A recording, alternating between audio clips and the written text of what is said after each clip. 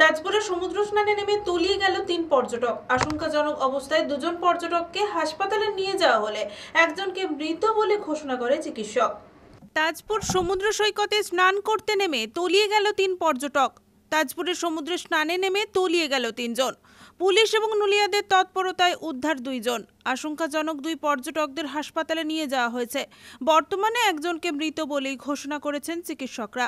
বাকি একজন সমুদ্রে তলিয়ে যাওয়া পর্যটকের খোঁজ তল্লাশি চালাচ্ছে।